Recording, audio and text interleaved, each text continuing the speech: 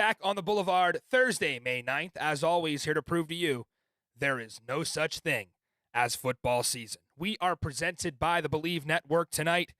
And folks, welcome to the most highly anticipated week in UFL history. And it's a short history, but it's been storied so far.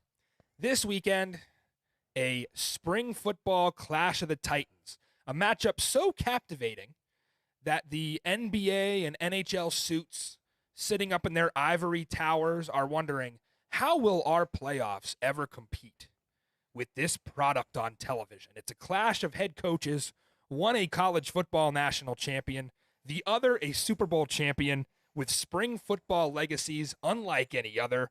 So we bring in the producer, director, and owner of Studio Z, Chris Zook, to ask, are you ready for the 1-5 Memphis Showboats against the 0-6 Arlington Renegades?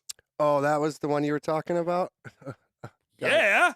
Okay. Yeah, that's the one I'm talking Well, about. Come on, son. I'm super pumped. This is the game of the year. I cannot say enough about it. We'll dedicate most, if not all, of our show to it tonight. So Get ready, baby. You're throwing curveballs now too, huh? Not a curveball. That's right down the middle fastball. If you know spring football, you know what we're about to get with this one. On tonight's show, I guess the real reason that we came on live tonight, this will be the final XFL versus USFL crossover slate where you get 4 games on the schedule. We had this back in week 4. It split even at 2-2. And now the rivalries get renewed. And the greatest part of that seems to me like it's the best 2 teams from each conference playing with Birmingham and St. Louis. The 2 second best teams playing, DC and Michigan. 2 third best teams playing with San Antonio and Houston. And then the best of all, we get Arlington and Memphis in the cellar dweller battle. So buckle up, guys, because this is why we do this. I am stoked about UFL Week 7. On tonight's show, we're going to catch up with Michigan Panthers quarterback Danny Etling. And, of course, we'll close out with our Boulevard Best Bets, which have been rolling a scorching 15-9-1 for Zook and I so far this year. Drop us a like, subscribe to the channel if you're here tonight on Twitter or X. Hit us with a retweet, share with your friends, because this is going to be a fun one. All right, let's take a quick glance at our UFL standings for Week 7. If you're with us on podcast, Birmingham is 6-0, I believe. And correct me if I'm wrong in the chat. It's 12 straight going back now for Birmingham. Michigan is 4-2. I believe they can clinch this week with a win. Well, it doesn't matter. Really, I won't talk about it because they're not getting a win. But if they did somehow pull it off in D.C., they would clinch with a Houston or Memphis loss. St. Louis is 5-1, leading the XFL conference with a win over each team in there. San Antonio 4-2, D.C. at 3-3. That seems to be the playoff race and what it's going to come down to right there. Unless St. Louis completely falls apart down the stretch, which I don't see happening. And then Arlington, 0-6, looking to save what's left of a broken season. So we already set this game up for you in the intro, and I know you guys are going to want me to be quick because there's a lot of talk this week about the game down in Alabama. But if you know Spring Ball Boulevard, we're here to make money. We're here to bet. So we're going to talk about every game and every advantage that you'll have. Because if you like to have fun like us and make some money while you're watching these games, throw the records out. You got 2 ball clubs here that might be last place teams, but that doesn't mean you can't make money. Go out to a bar with your friends and have some fun. It's going to be a lot of fun in this one. I'm going to do my best to sell you on it. It's the Boats and the Renegades. I think this is the only league where a winless team can be a 3.5-point favorite. I mean, where do you see that anywhere else? This is the UFL, folks. Total at this one is 45. Forecast for Saturday looking like 79 and cloudy. Let's get weird. And when you have the 2 worst defenses in the league, you got to ask yourself, who has the better offensive weapons in this matchup? For me, the answer is pretty clearly Arlington. You could point to a few common opponents that both of these teams played. I think the best example is probably how each team looked against Michigan. So we'll look at that. The last 2 weeks, each of these teams played Michigan. For the Renegades, it was over 100 yards rushing. They were a solid 58% on third down. perfect 3 for 3 in the red zone, gave up only 1 sack, and did not turn the ball over. So that was their day offensively against Michigan. Now let's look at Memphis. 2 weeks ago against that same Panthers team. 41 rushing yards, 45% on third down, 2 for 3 in the red zone was a bright spot, but 2 turnovers.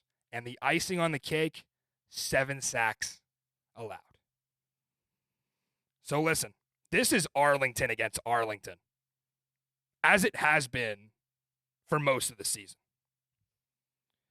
If they don't beat themselves like they did against Houston and Michigan and DC, I think they'll get their first win of the season. Luis Perez still leading the UFL in passing, 221 a game. Not turning the ball over either, just 2 picks. That's as many as A.J. McCarron. The receivers looked really good last week, and I've been preaching about this receiving core all year. Javonte Payton had a big drop, bounced back from it, few big catches, scored on a reverse. You have to feel for Renegades running back, Day Hunter. I don't know if you guys caught this. He scored his first touchdown of the season, first touchdown of his professional career, and he jumps up, lands awkwardly on his leg. You could tell right away it's one of those just embarrassing, humiliating injuries where the players, like, they want to try to run off the field quick and hide it, that they didn't just get hurt celebrating, but Day Hunter goes to IR, out for the year. I absolutely hate that for the kid. He was looking really, really good. But that's the kind of stuff you learn about celebrations, and it's a coaching moment for Bob Stoops, to be able to talk to some of his guys. But really just a freak accident altogether. So Arlington goes out and re-signs Devin Darrington, who some of you remember from Orlando last season. He actually got cut by the Renegades in camp. That's the guy who I wondered if that would have been Juice Ellison if San Antonio hadn't gone and grabbed him off the waivers. Arlington has one of the worst backfields in the UFL. It's no secret at this point. Davion Smith nearly gave the game away with a fumble last week. Just continues to not impress. And you could point the finger at him. You could point the finger at the offensive line, the run game coordinators. But I don't know. This backfield doesn't impress me whatsoever. Luckily, the center, Jake Lucina, fell on the ball after that Davion Smith fumble. But really, that just prolonged the inevitable for Arlington, which is, if the offense doesn't lose it for you, defense and special teams will lose it for you. The Renegades just blow fourth quarter leads. That's what they do. And looking at the Memphis defense, this is a defense that has more holes than Augusta National. I don't have any analysis here. So we'll flip sides of the ball. Memphis offense. I mean, where do we go here? I know a lot of you are hoping that we just fast forward through this part and get to Birmingham, St. Louis. And I might have to do just that. This is ugly with Memphis's offense. 2 really bad units with the Arlington defense grouped in there as well. But the Showboats offense is even worse. How are you 8th in passing, rushing, and turnovers? You're not good at one thing. It's like watching the 3 blind mice. And they're out there trying to find the cheese. And they finally get there. And then slam. Trap right on Case Cookus' rib cage. Every single time this team plays. And if football games were 15 minutes, the Memphis Showboats might be champions of the UFL. But unfortunately, they are 60 minutes.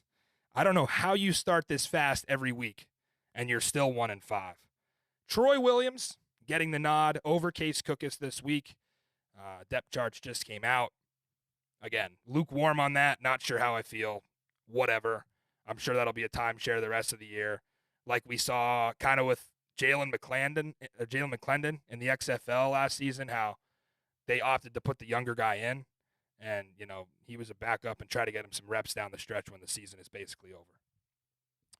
Renegades defensively, you can never put any faith in them. I guess last week they really weren't half bad. They gave up 2 touchdowns and 18 field goals.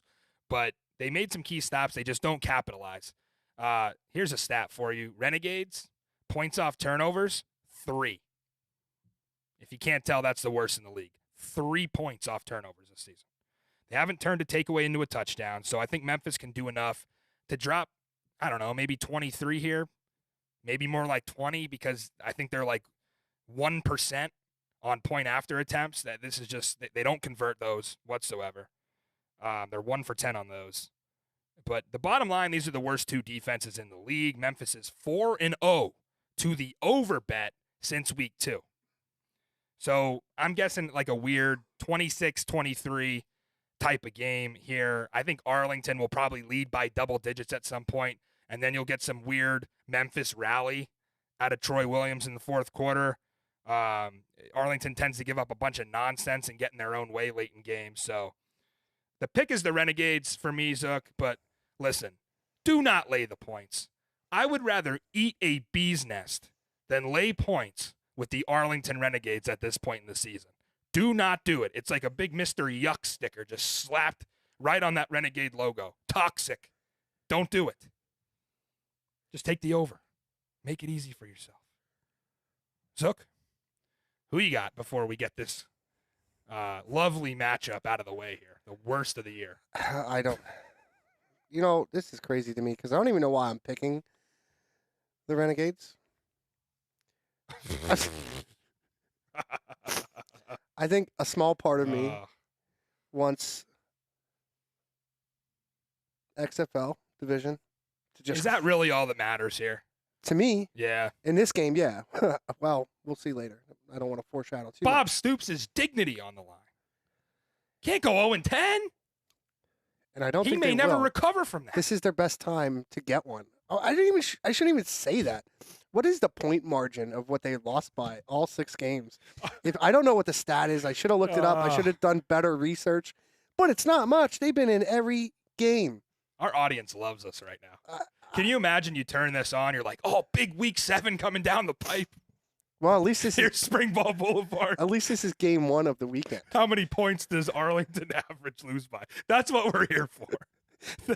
I mean, if we're not degenerates sitting here watching this game, and you know Zook and I will be sweating this one till the end. Oh, absolutely. Because we again, actually disagree on this.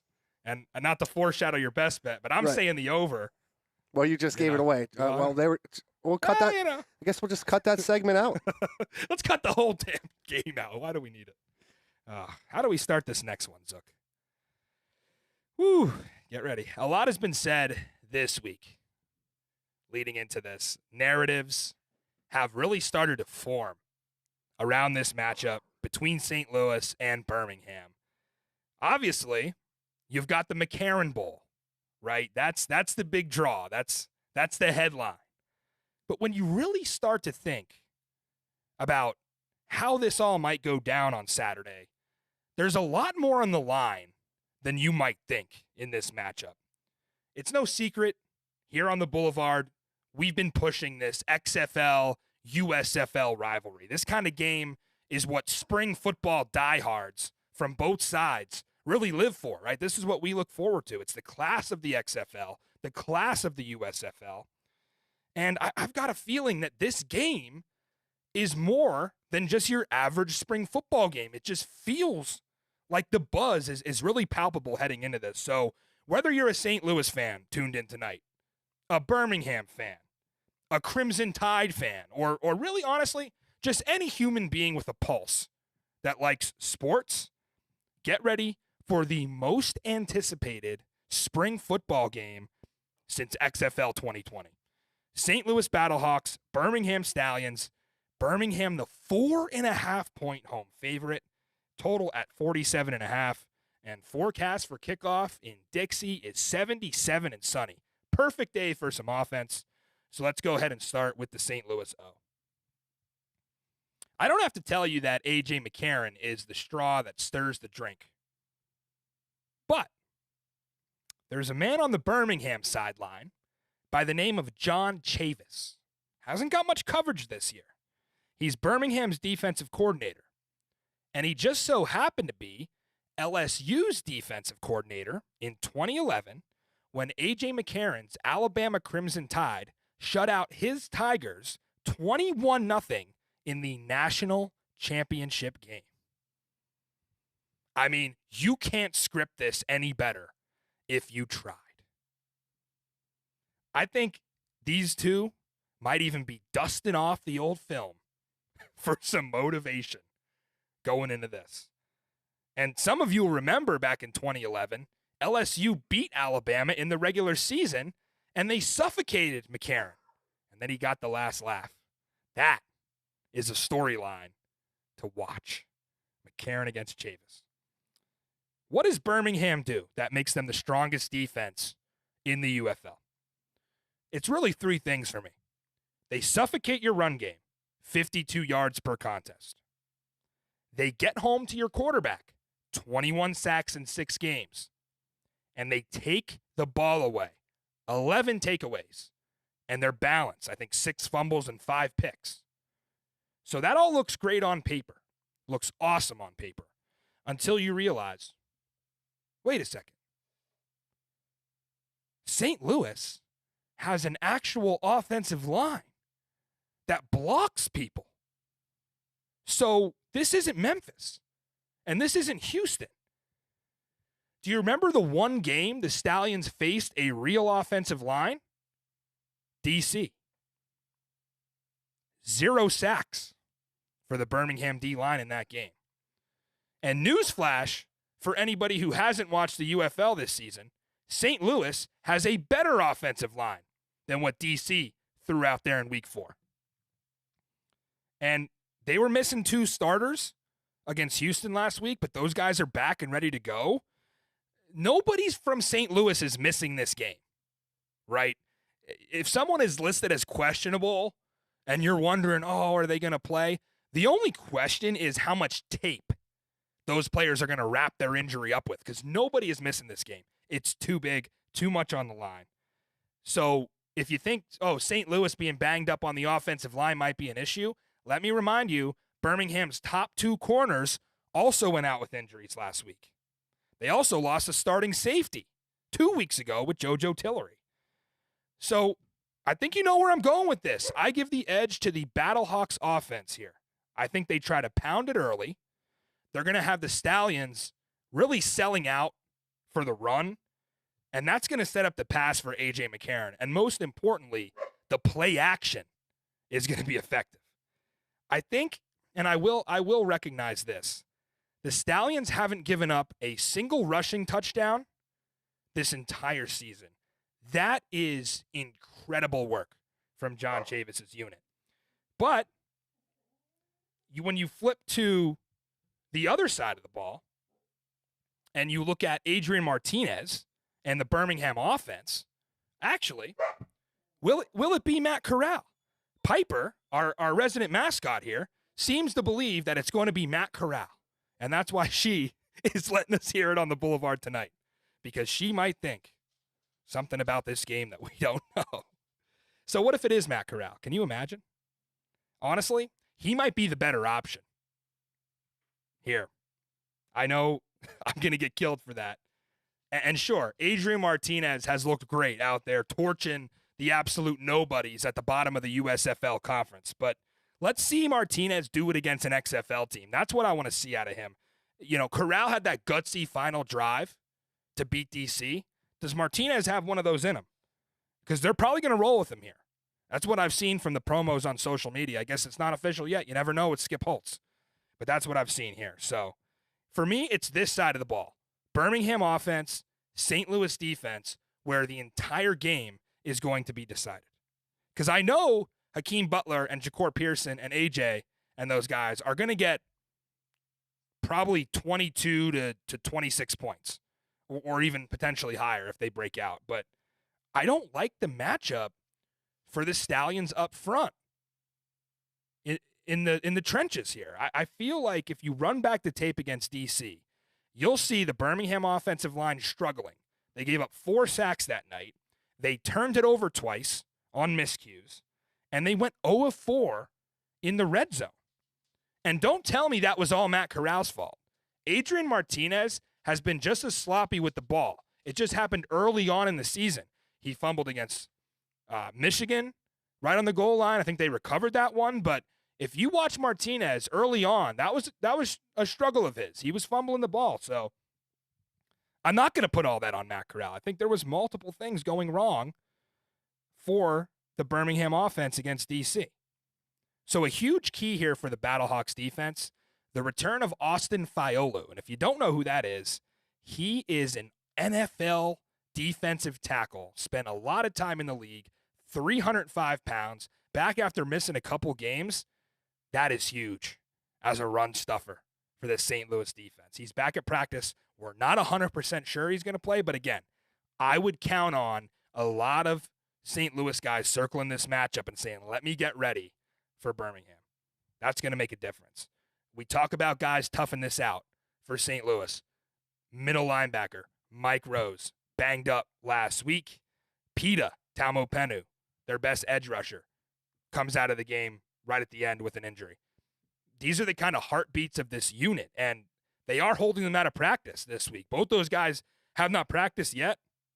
We saw Tuesday and Wednesday. We haven't saw Thursday's report yet, but because of the magnitude of this matchup, I mean, Pete has been busted up all season. I see him playing, and honestly, I see Mike Rose out there as well. Let's talk about the St. Louis pass defense. They are legit, allowing 135 a game. What a number. And these DBs, they don't just cover. They fly to the ball. They stop the run. They get picks.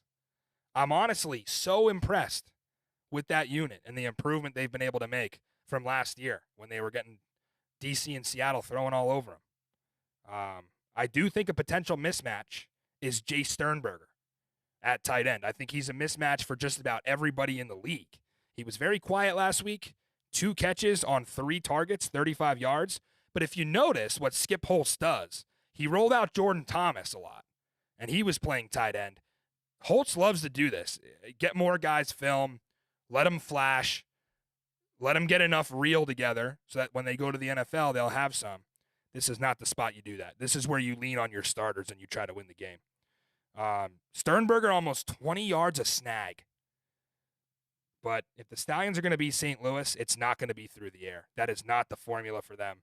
And I honestly think it will be detrimental for Birmingham if they go down a score or two early, because this is not a team that knows how to play from behind, right? They're going to get off schedule if that happens, try to catch up by throwing the ball. Really, the only time they played from behind was, I think, for 1 quarter in the Arlington game, and then they did it for, I guess, really 1 quarter, if anything, against DC. So they aren't used to that. They want to run the ball with Ricky Person and C.J. Marable and mostly Martinez, who, for my money, is the most athletic runner in the UFL at any position. He's the Jaden Daniels of this league. He averages a first down every time he touches the ball. St. Louis going to need a spy to man him up, and I think Mike Rose is the guy that you want spying him, which is cool. That's a little Iowa State, Kansas State, Farmageddon type of matchup if some of you college football fans are looking for even more reasons to watch this game. Stallions started the season a little shaky in the red zone specifically, right? I know they've won every game, but if you look back at the red zone, I think they had a game against DC and Michigan. If you look at those two combined, they were 1 for 10 in the red zone. They did turn that around the last couple weeks, but again, Houston and Memphis, right? How much weight do we really put into that? Everyone is smacking those teams right now. So St. Louis is the pick for me here if you haven't been convinced already. And you're giving me 4.5? I mean, I had DC +8 against them. The odds makers have not learned their lesson on overvaluing the Birmingham Stallions. Yes, they're covering every week against crap teams. They did not cover or come close to covering. They almost lost to DC. I'm getting 4.5. It's too easy, Zook. This should be a pick. Who you got?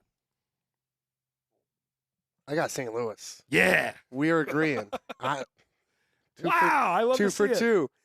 I was scared there because I know you've been a big ponies guy, but I think even you realize what the situation is here, right? Oh, yeah, for sure. One big thing I want to get out of the way before I get to game. I'm really pissed off this isn't in the Dome. Could you imagine? It might be in the championship unless DC has something to say. Sure, it might be, but for TV, and I know you can't. Yeah. I know you can't predict that this is what was going to happen, but And we also don't talk about attendance. Do we think that we're actually going to see some real attendance in Birmingham?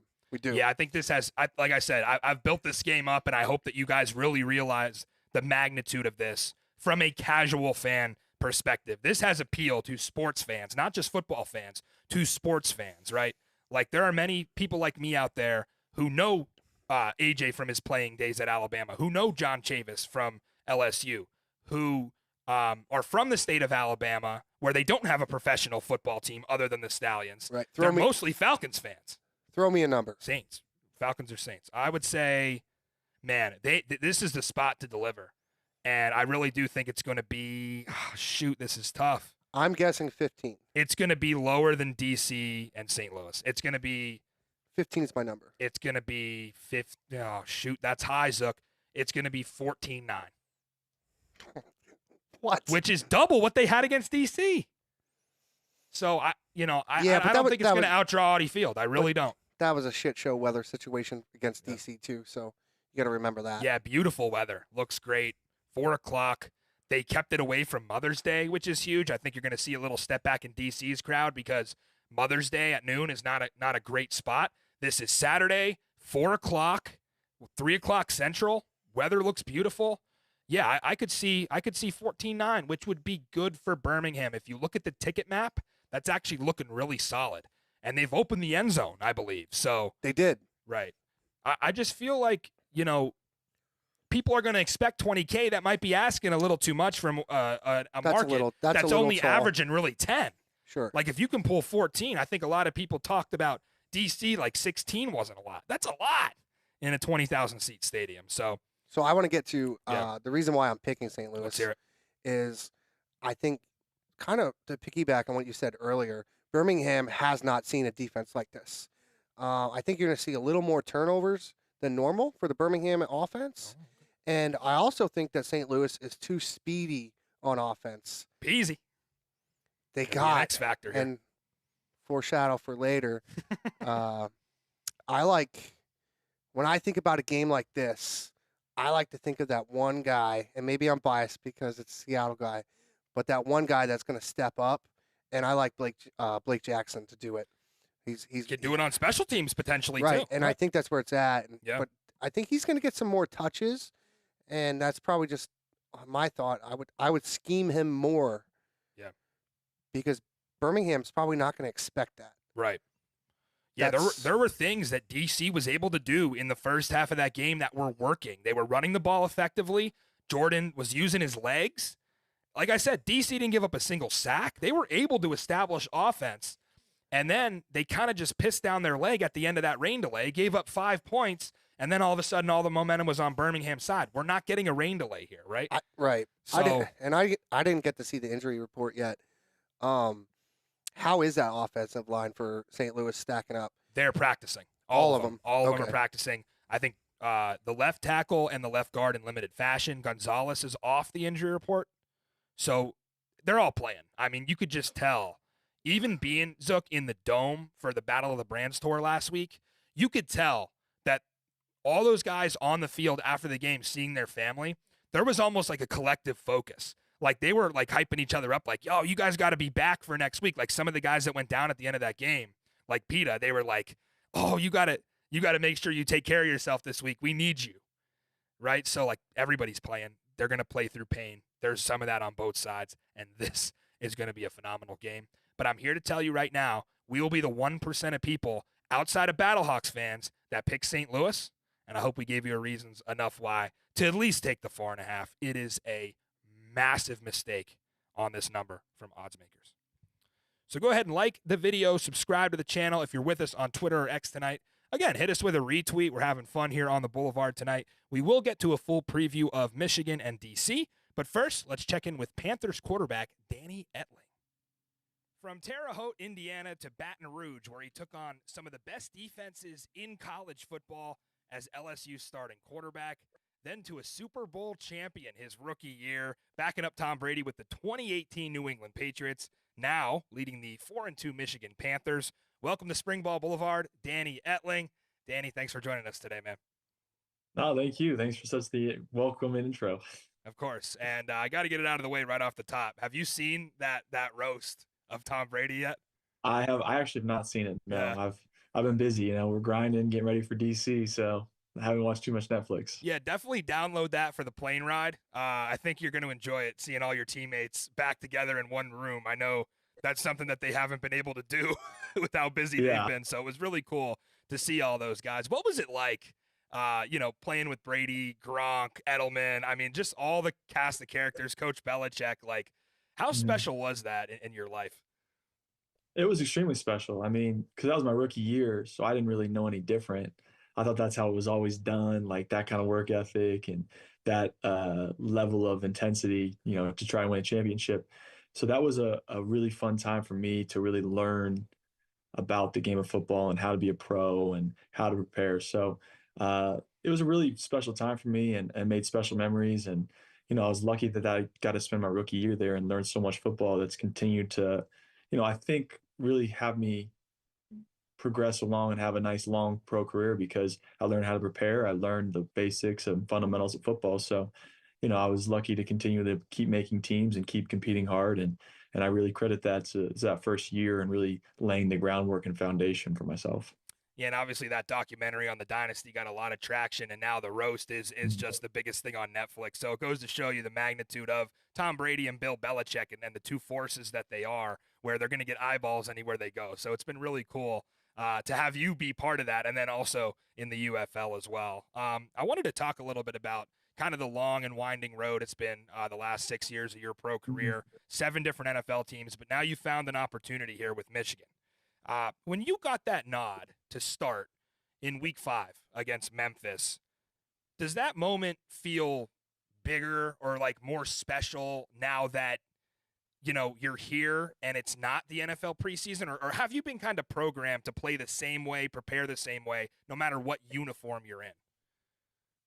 I think there's a large extent where you're just preparing the same way, no matter what, especially because you don't know when your opportunity is going to come on any of those stops. I could have had an opportunity where maybe one of these great quarterbacks I've gotten the opportunity to back up goes down, and then suddenly, you're in or you're up, and you just want to take advantage of your opportunity. So every week, even when I was at 3, I just prepared as if I was going to be the guy, if I was going to start. And then so, when you come here and there's already some established guys playing and starting, and they've got some momentum, and your role is to go and be the backup and continue to try to strive to be ready when your opportunity comes. It was no different for me. And really in the grand scheme of things, every single preseason game felt like it was make or break because if you didn't play well, you were going to get cut. And, they always say it's always about competition, but really the only person they're competing with in that quarterback room is the third quarterback or the backup quarterback. And they're like always trying to have someone replace you. So it's a competitive industry and it's tough to do. And, I continually was able to play well in the preseason and play well with my opportunities. So this is kind of the same as that. I just try to go out there and do the best I can and have a lot of fun and bring some leadership and charisma and just have a blast playing football. And then everything else takes care of itself. Yeah, and as a big fan of NFL preseason and being a UFL, XFL, USFL show, we like to watch a lot of that to see who are the guys that are going to be part of the UFL. Who are the guys that are just right there. You were a pleasure to watch in the preseason with New England and Green Bay, and it was a lot of fun. But I do want to talk more about the Panthers. This team, it just seems to be magical. It's like the cardiac cats all over again with some of these down to the wire finishes and the good television that you guys are putting on.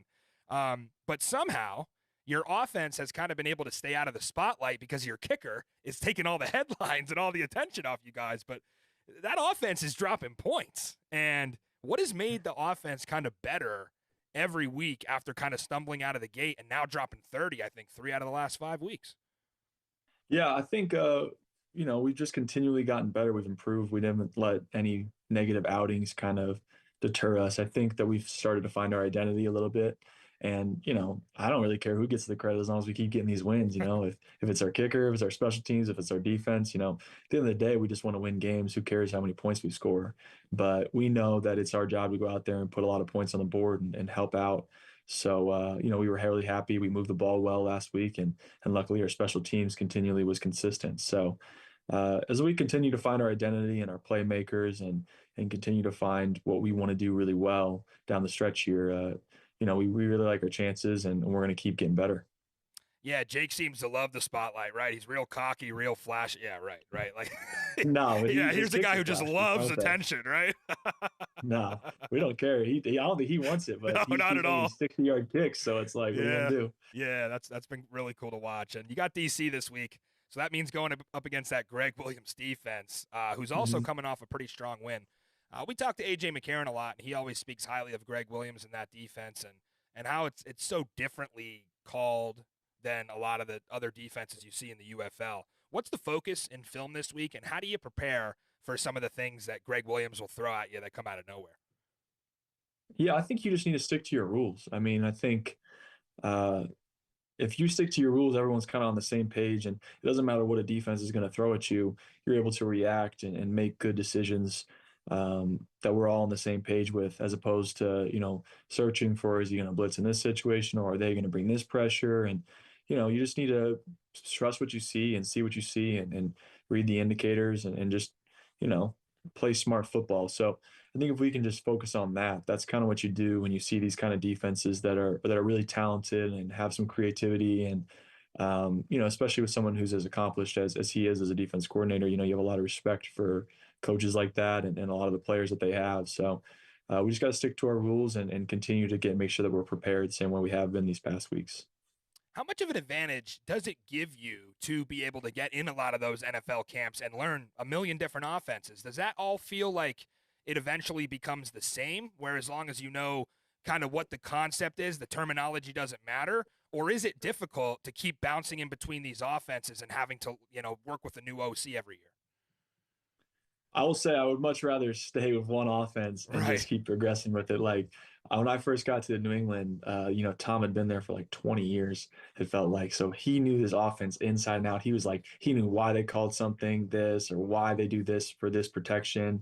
And like I was just getting there, just learning it all, like drinking through a fire hose. So obviously it's better if you can grow in an offense, but my advantage has been learning 7 offenses in the NFL. Has been like, you get to see the way that people view the game differently. You get to, take what you do like, or take the way that somebody else reads something. The hard part though is that you have to forget about that, because suddenly, a new coach wants you to read it this way, or they run something like mesh routes a little different, and you have to read it a certain way. So forgetting the offenses sometimes can be tough, because it like trickles up in your memory when the stress gets kind of high in games at oftentimes. So, uh, the quicker you can forget some offenses, the better, and then just let it come back when you really need it. Absolutely. And diving deeper into you guys offensively, and talking about Marcel Belfay a little bit. I mean, he's been able Mhm. to have you guys going. Number 2 in rushing, number 3 in scoring, number 3 in third down conversion. Like this is a top 3 offense. And what makes Marcel special? Because in my research on him coming in, it seemed like he ran more of an air raid, a pass heavy scheme, but you guys are running the ball really well.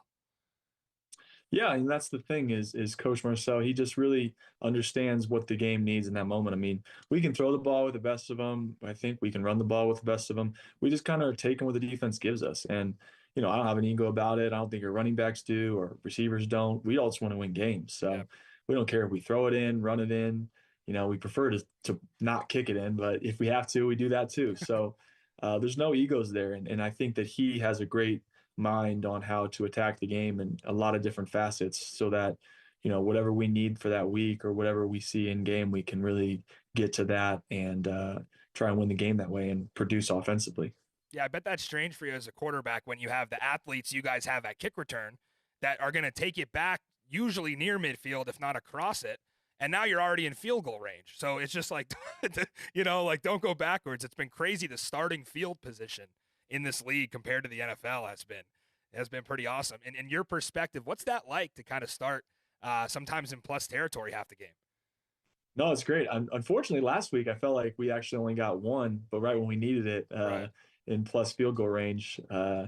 So it definitely is an advantage if you can get the kicking game rolling and you can get the ball in the 50. Now it's like, you're one explosive away from really, really being in striking distance of scoring a touchdown, or really putting some pressure on the defense. So it just shows you how important special teams is. And this is really a 3-faceted game when you look at the United Football League, because if you can get that starting field position at the 45 or 50-yard line, I mean, you're really one first down away, especially when we have a kicker like us, from really putting points on the board. So it's been really interesting to see it play out. And I think it's more fun for fans too, because it puts so much more emphasis on that special teams play, where a lot of times it's kind of in the NFL in the past. It'll be fun to see it now this next year, but in the past it's been kind of like touchbacks, or you just not as many returns, and it's almost like you can go leave and make a snack after a touchdown scored.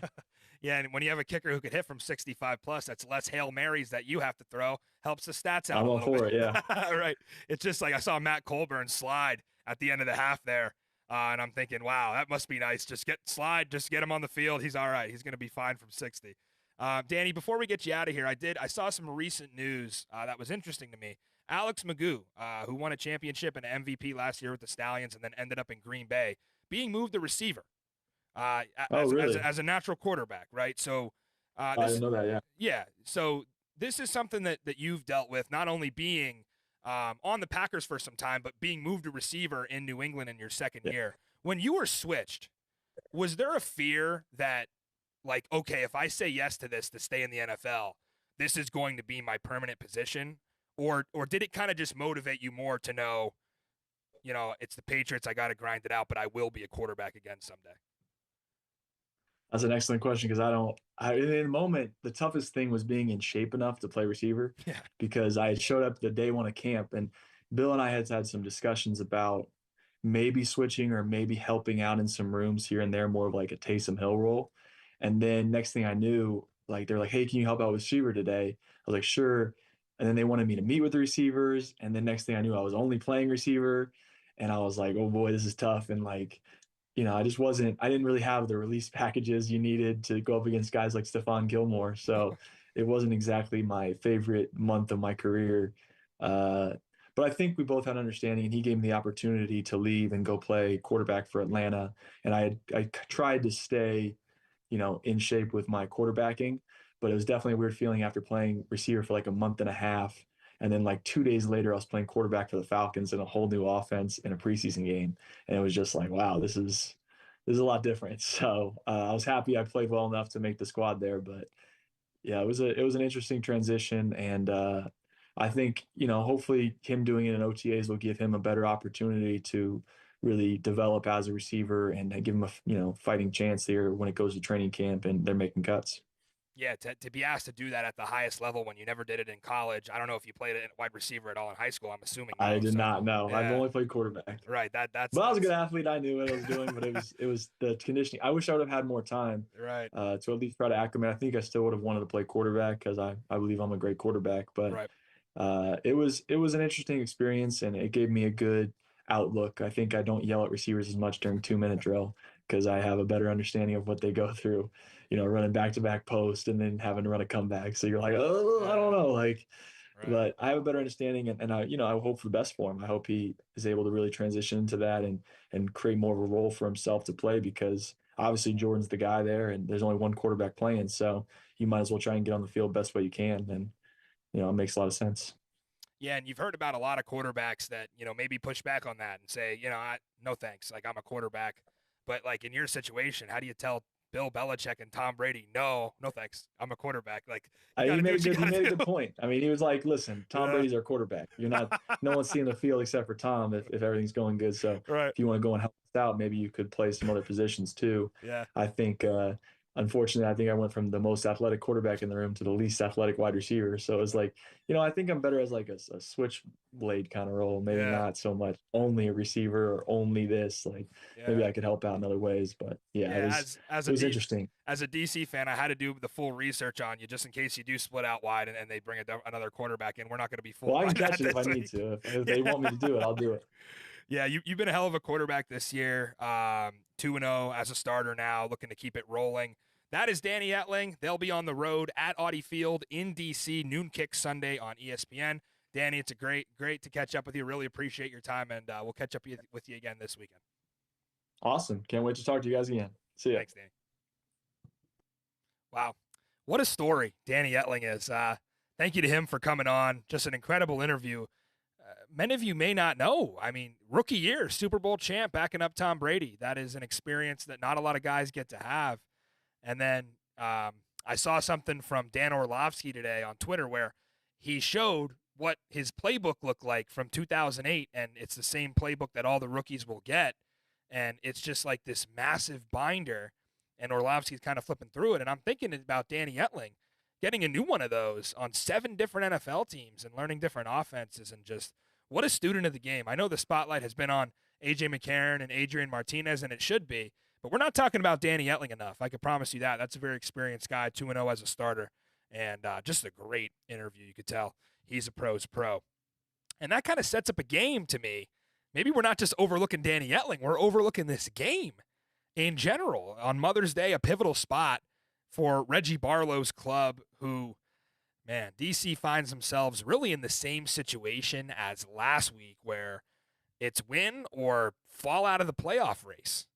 It's the Panthers, defenders. This one is a pick 'em right down the middle. Some shops you can find Michigan as a short 1-point road favorite. Total sitting at 43. Forecast for the district looks like 66 and partly cloudy for game time with a slight chance of showers. So finally, we can talk a little bit about this Greg Williams defense again. I feel like we haven't got to do that really this season. And you know, you always hear the phrase being in mid-season form. And I really think that applies here to Greg Williams. They played lights out last Sunday against San Antonio. Really not many defenses have been able to force A.J. Smith off his game, and he just was running the ball, pounding it. They did it 30 times, and that's not a winning strategy for an air raid offense. So DC kind of uglies the game up, right? That's the theme. That's what they want to do. They slow the game down. They kind of turn it into a rock fight, and it works. It worked last year. Anthula Kelly sets the tone early with an interception on the first drive. Later on, DC gets a fumble recovery. They had 6 tackles for loss. Really great game. I thought the secondary stepped up, and they didn't have starting corner Gary and Conley. Michael Joseph is all the way back, leading the UFL in tackles. What a performance on Sunday. 11 solo, a TFL, and a forced fumble. Just a massive day from 15. He's a DC legend. So I think that defense can keep it rolling.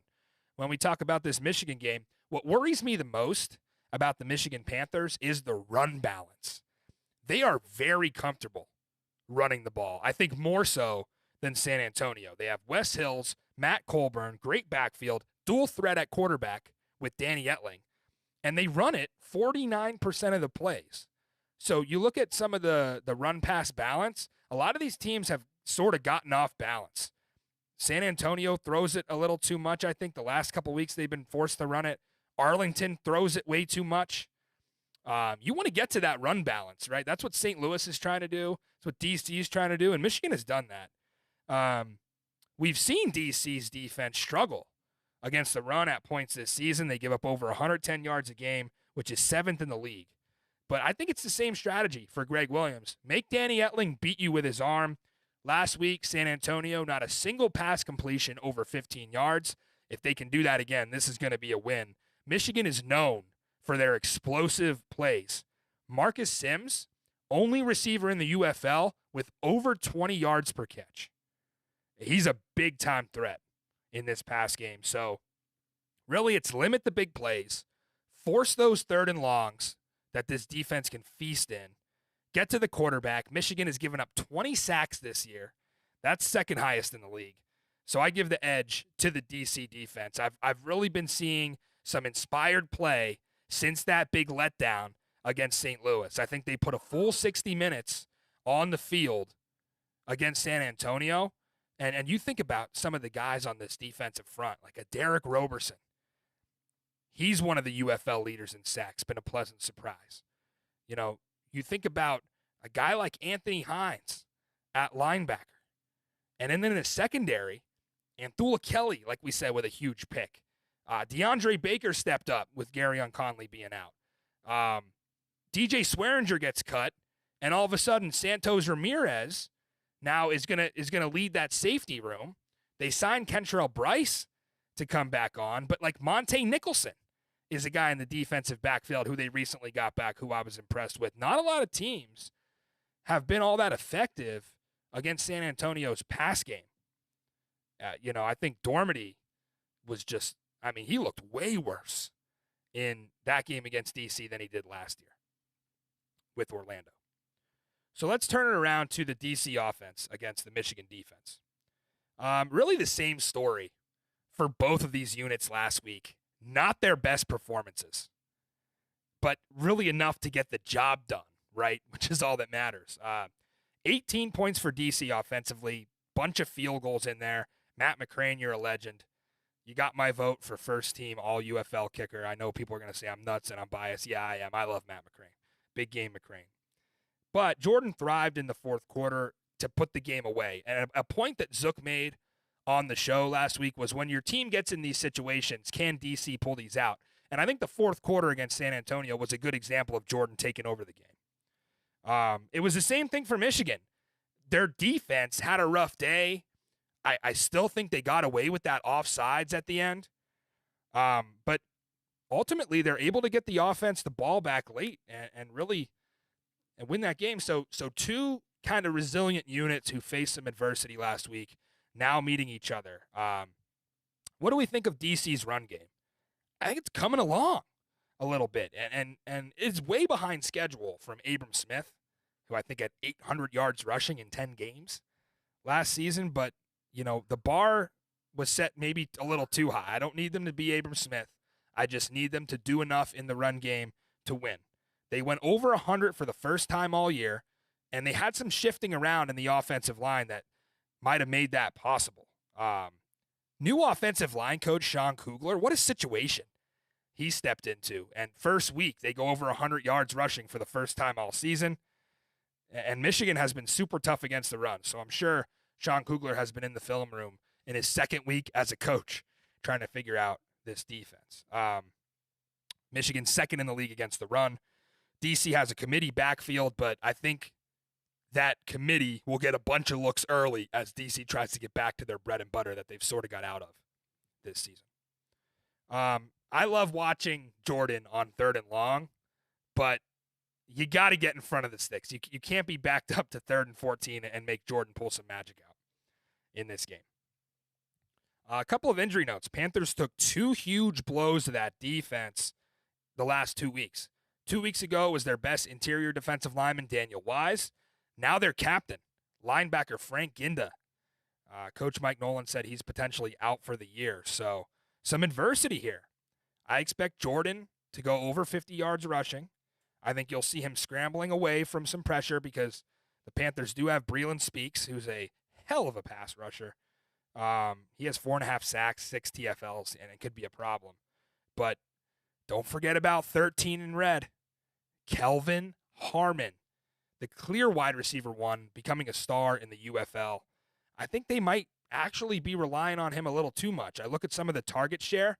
Kelvin Harmon with 40 targets. The second guy on that list, less than double that. So you're talking about Chris Rowland being the second receiver in this offense and has 20 targets compared to Kelvin Harmon with 40. So DC needs a second option, and that's clearly not Brandon Smith. It's not Kiki QT, which we thought it would be. So it's Rowland and Ty Scott. Those are the guys that are going to have to step up in games like this. DC offense, Michigan defense. No real edge on this side of the ball either way. I see a very typical game from DC. Solid in the red zone, but they've got to figure out these PATs. 2 of 12. And they're throwing it every single time. They haven't even tried to run the ball or tried to go for one. Like, we have to fix that. You're leaving points on the board in these close games. But it is that Greg Williams defense yet again for me here, Zook. DC back-to-back wins to get back into this playoff race, and I think it will be a close game. Who you got, bud? This may surprise you, but I got DC winning.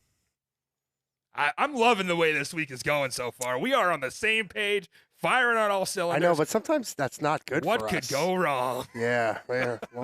Well, luckily for me, betting-wise, this isn't DC's not playing the last game in a week. That seems to be screwing me up a little bit. That's tough.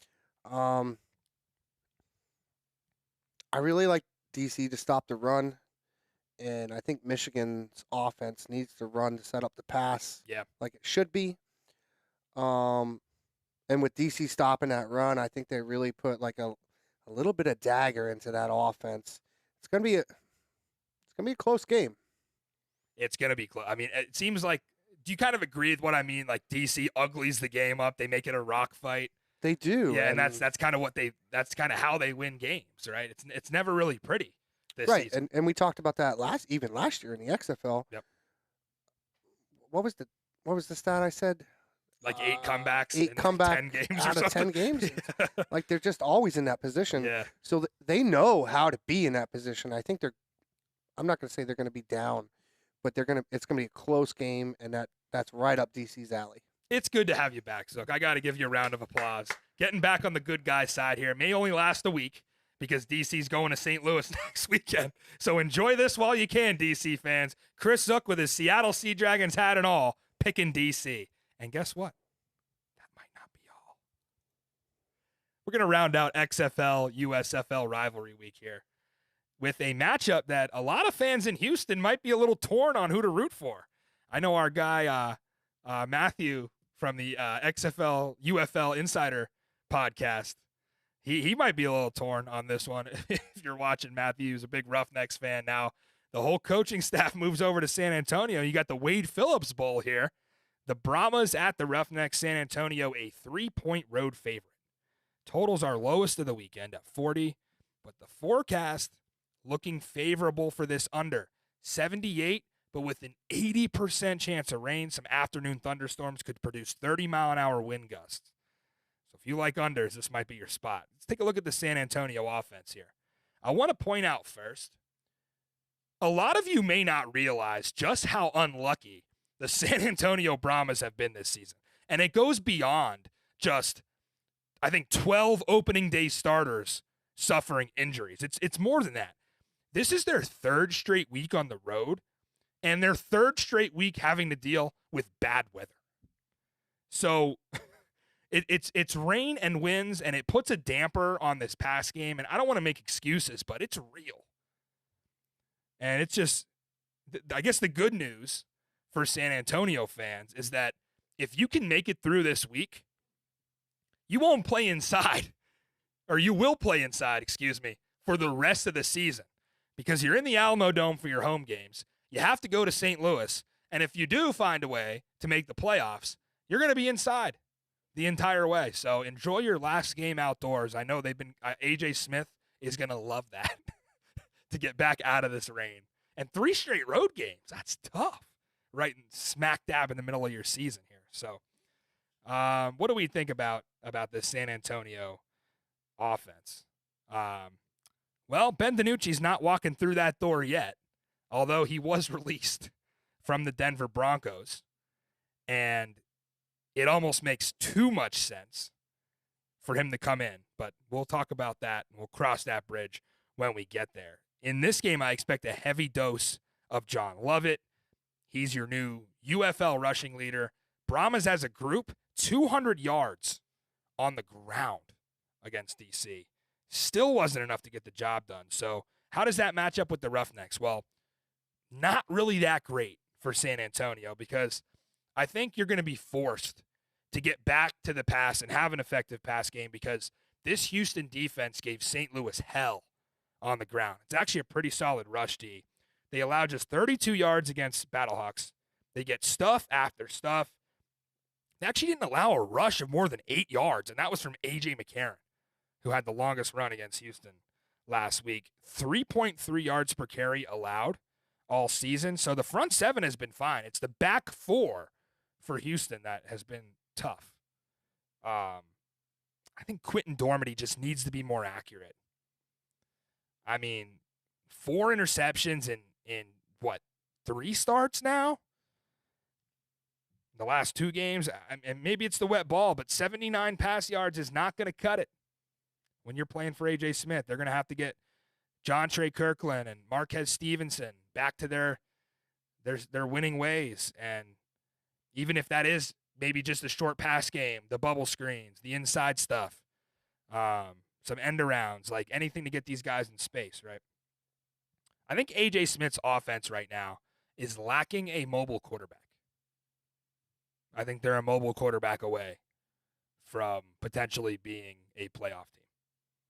And I wouldn't be shocked if you saw the debut of Kevin Hogan, who came on a few weeks ago for them when Garbers went out. He's more of a runner. Looked at his rushing stats when he was back at Stanford playing for David Shaw, and he was averaging like 320 to 325 a season in college. So I guess they also have Jaden DeLara as their third-string quarterback who they brought on. So I wouldn't be shocked to maybe see a little wrinkle from AJ, but yeah, Dormity's just he's not Chase Garbers in the sense where he can use his legs all that much. So I still give a slight edge to the Brahmas offense, and it's really about one thing for me. Even with Quentin Dormity back there, they've only given up 7 sacks in 6 games. Phenomenal job by Andre Gurode and co. So where the Brahmas gain the real edge for me here is against the Houston offense. This Houston offense is lost without a map at this point. I don't know what will work, because the Mark Thompson thing has not worked out. Write that off.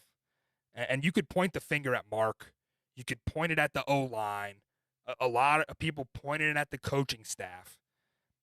You know, not being able to run out of certain personnel packages and things. And there's a lot of blame to go around as to why this high-powered rushing attack has not worked. But regardless, it's been ineffective. So that's all we have to go off of. And Will Reed's defense for San Antonio doesn't give up points. They don't give up rushing yards.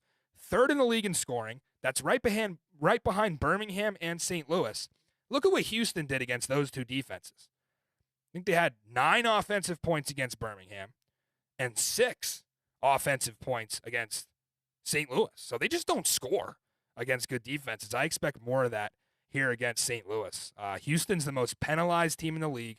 We went over that last week. Not a surprise. They don't have a star on offense. I mean, if you're a casual, go ahead. Name a Houston Roughneck. Good luck. And that's the reason they've only been to the end zone 9 times in 6 games, averaging just 14 points a game. So not a good spot for them against San Antonio, who's got 2 stud linebackers with Beckett and Williams. Last week we pointed out that San Antonio was missing their top 3 corners. I think this week they're getting 2 of those guys back. They're getting healthier. I didn't see Delonte Scott on the injury report. Tim Ward is coming back into the lineup. So, man, 3rd down for Houston could be a nightmare offensively. San Antonio, league leading 31% on 3rd down defense. They get to the quarterback at the 2nd highest rate in the UFL. And honestly, that all leads to this being another disaster for Houston offensively. It's why I'm going San Antonio straight up. I'm taking the 3. Odds makers, you know, I don't know, Zook, what it is here. Odds makers seem to be like super low on the Brahmas. And this started in the preseason, right from the jump. 13-1 odds to win the UFL championship. What was that looking back? Worse than Houston? Worse than Memphis? And, like, I did make the argument then that it's because they played in the tougher conference, but still. I mean, they were below Arlington. So I just feel, I don't know what it is with odds makers. I think they've been married to, like, this underrating of San Antonio. I mean, think about it. Zook, they were a pick'em against Michigan. They won by 10 points. They were a 2-point favorite against Arlington. Won by 10 points. So we're going to see a similar result here as history repeats itself against lifeless Houston. I don't know if you agree with that, but that just seems, I don't know why this team's so underrated. Yeah, I agree. They shouldn't be underrated. That offense is very explosive. Yeah. They don't really have the same quarterback play, but they are turning the ball over less than they did last year too. I'm taking the XFL sweep for the We're week. getting extreme. I do actually think this is a lot closer than they would think, and I think that's that's why the under is at 40, or the over under is at 40. Yeah, right? 40. They're not falling for Houston anymore. I think I've taken the Houston under like 3 weeks in a row, and it's making me money. It's literally paying the bills for me right now. But you're not going to get it at 45, 46 anymore. No. You toss me a 40, I don't want under 40 against AJ Smith's offense, No, even if the weather does suck. Right, because they could put up 30 Yeah. themselves. But I think this does tell you the picture of the game with that over-under. It's going to be a little tighter. We might be looking at like a, I don't know, 21-15 game, something like that. I wish they had a penalty line on Houston. They've had 8 penalties a game. Yeah, but you could flip that on San Antonio's defense. Yeah. So you just don't know.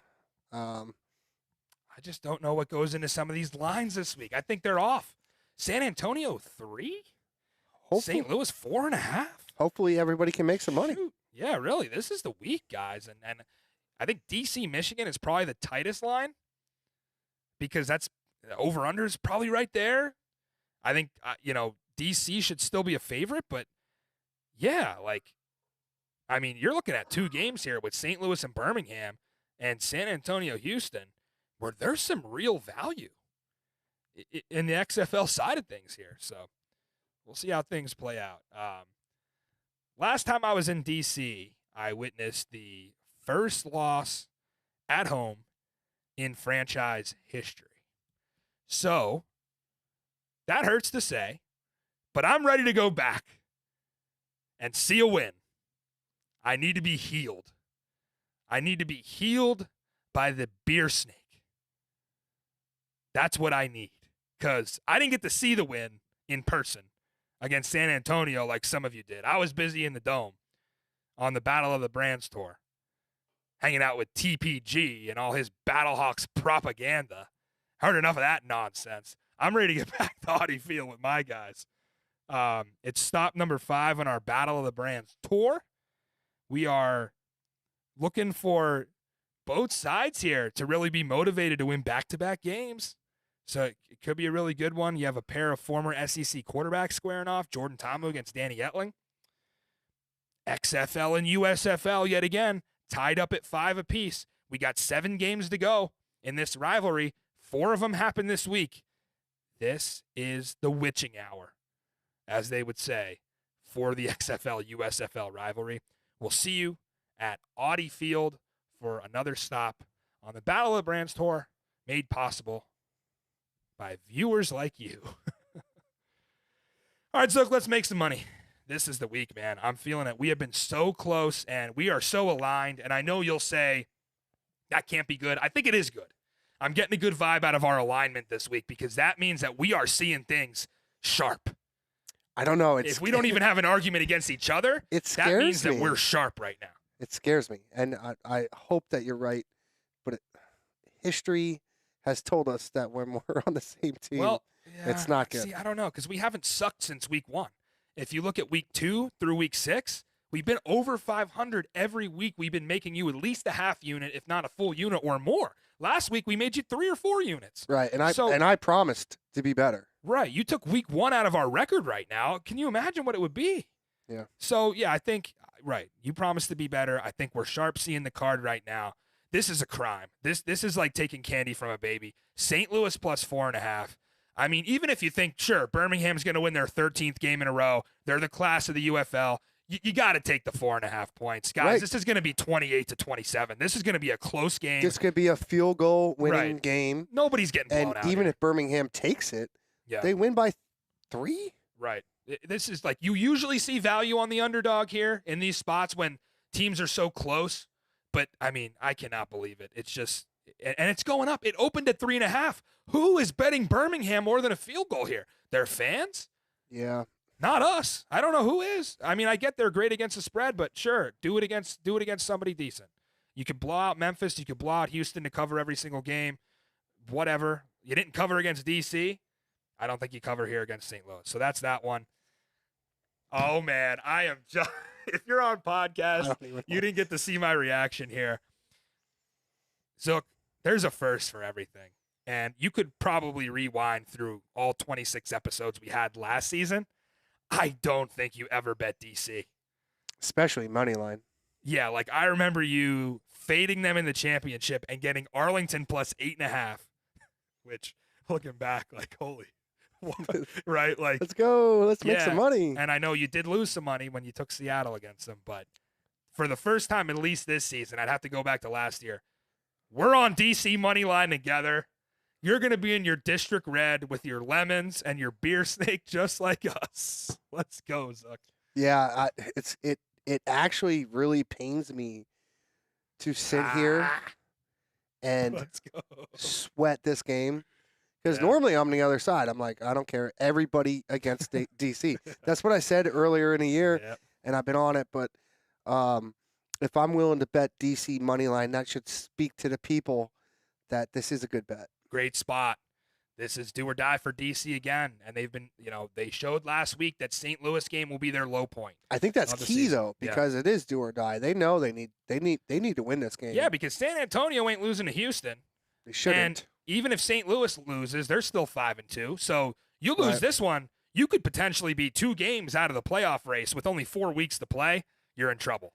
So even 3 weeks to play after Yeah. this, actually. So you're in trouble if you don't get Well, this. it'd be if you lose this weekend, it's only 2. Yeah, weeks. realistically, Well, yeah. no, I lie. 8, Oh, I 9, think it does help yeah, that 8, 9, 10. My bad. week 10, if you're looking ahead at the UFL schedule on the XFL side, DC will have Arlington, which still scares me a little bit, especially if Arlington is 0-9. You just don't know. Or, Arlington is maybe better at that point than they were going into this week. But I think San Antonio obviously has a tougher matchup going into the Dome, unless St. Louis rests their starters that week.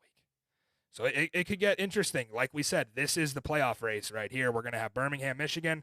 St. Louis will be in the playoffs. It comes down to San Antonio and D.C. Who's going to get that 2 seed, and we're betting on. I want to ask you, Zick, before we go on to the next play, you putting faith in D.C. is at this point. Does that mean that you're reconsidering that they could possibly make the playoffs? I never excluded them from the playoff race. But you do have San Antonio at number 3 above them. Sure. Right. I mean, I don't know. We'll see. Yeah. We'll see what kind of grit they really have. Right. And I think this is going to be a week that, again, I feel like they're going to bring it. Yep. That defense is going to be something. Home game. Home Yeah, game, and you're and again, you're a yeah, pick 'em. they got a crowd. So Yeah, I mean, it's always important to know coming into the season. If you would have said, hey, week 7, you're going to get a money line bet, pick 'em, DC, Michigan, people would have said, nah, that's going to be like 6.5 or 5.5. So you want to look at those spots. That's important. I should have done more research too. What's San Antonio's last 3 after this? Yeah, so they have to play Arlington again, right? Because they've played at Arlington. They have not played Arlington at home. They got to play Arlington again. They got to play St. Louis again, and they have Birmingham. Yeah, they got a tough schedule. And that's what we talked about So- in the back half of the season. So Outside chance. is it tough, though, when you've got Birmingham and St. Louis week 9 and 10 possibly already being locked into the playoffs? That's Well- where it gets very tricky for DC, needing some weird stuff to happen. The most important thing you can do is win, get Zook and I a better record this week, and we'll go from there. Next one for me is San Antonio -3. We just broke that all down. Don't have to say too much more about it. I think this will be big for Wade Phillips and A.J. Smith. They don't like seeing those guys wear the Roughnecks uniform. They're not representing the city of Houston well. At this point, I'm not even sure if they should have done this, new paint scheme. Maybe they just should have stayed the Gamblers, because the Houston Roughnecks were a storied franchise going back to 2020 when they had P.J. Walker and Cam Phillips, and they were 6-0 before COVID. And even last year, the Roughnecks were very good in the regular season. So, if you're a Roughnecks fan right now, you're thinking, man, this is not what I'm used to. I wish you might even become a San Antonio fan at this point. So this is a big week if you're kind of torn. I know a lot of bandwagon fans that might take the leap no matter who wins this game, right? But yeah, I got San Antonio -3. And Zook, let's see what you're rounding it out with here. An under, okay. I'm taking an under, which is crazy. And so before show, Matt says, "Really?" Yeah, I this have might the be other. the only thing we're not aligned I on. have the other side of that. Yeah. And he said, "Why?" And to be honest, it's really a gut thing. And I could be totally out of bounds on this because both defenses are not good. So you may see more points, but I think that's why it's aligned at 45. And It's a higher number for sure. right, if this was more at like 40, I would stay away from it. Yeah. But the 45 is super intriguing to me. And I just do. Like I said, I trust my gut, and I don't even like totals. Everybody should know that by now. So if I'm taking it, I don't know. Yeah, and there might be a sense of urgency from both defenses at this point, knowing how bad they've been. And this is the week that they have to show up, because if you look bad against these offenses, that is not going to bode well for your NFL scouting profile. Right. So, I mean, nobody's going to want to see you missing tackles against the Showboats when they're not a good offense. So I do think that you have a point. I still am going to push back a little bit and say I think this one opens up because, like we said, Memphis can't stop a parked car at this point. Well, TPG, we were together in St. Louis last week. We had a hell of a time in the Battle Dome, but he had a little bit of beef with Zook this week. Now it's time to give Zook some love. 3 things he loved from the UFL weekend. Right up there. Sit. Hakeem Butler. Hakeem the Dream had a breakout performance last week with 147 yards. That son of a bitch.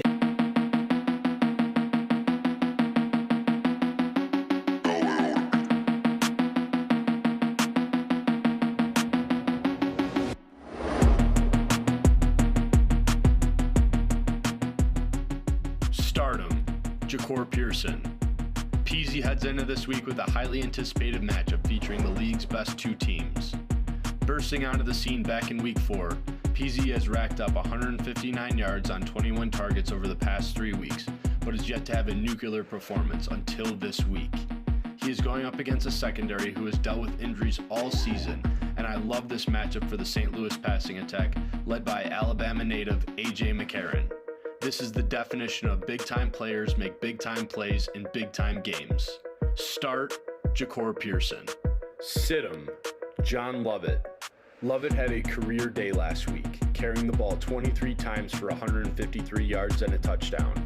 But with an unfavorable matchup in the forecast, Lovett goes up against a defense who completely shut down the Battlehawks run game, only allowing 32 yards on the ground.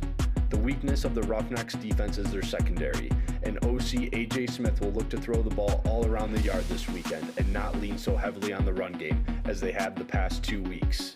Sit John Lovett. Sleeper, Ty Scott. After compiling over 150 yards and a touchdown the first 3 weeks of the season, Scott has been quiet in the receiving game ever since. But after making a big catch last week, the Fox broadcast went out of their way to make this comment about Scott. Yeah, that was a conversation with Coach Reggie Barlow, too. It felt like throughout this season in big situations, 4th down, 3rd down, 2-minute situation, they went to Ty Scott. But then when you look at his usage rate, his total snaps, he wasn't getting enough. So Coach Barlow said it was a conversation with the staff and the offense as a whole. They wanted Ty Scott on the field, and they wanted to get him much more involved. With Scott now in the starting lineup and costing only $4,700, he is a low-price, high-value guy that has the ability to put up wide receiver 1 numbers this weekend. Sleeper, Ty Scott.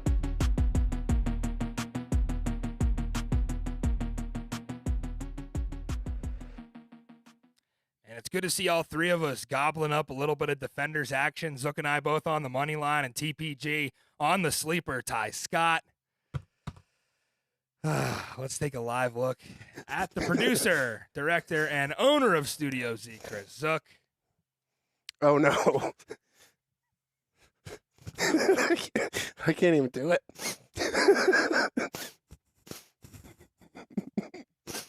For the People's Gambler, the producer, director, and owner. All right. Wait, which one are you? Retake. I'm I don't know who you are. The People's Gambler logo. So. Well, can you see? I can't see your sticker. I can't. Oh, I'm sorry. We got it right here. Follow me on Twitter. This is brutal. So anyways, I'm taking a different take this week. I got my own stardom.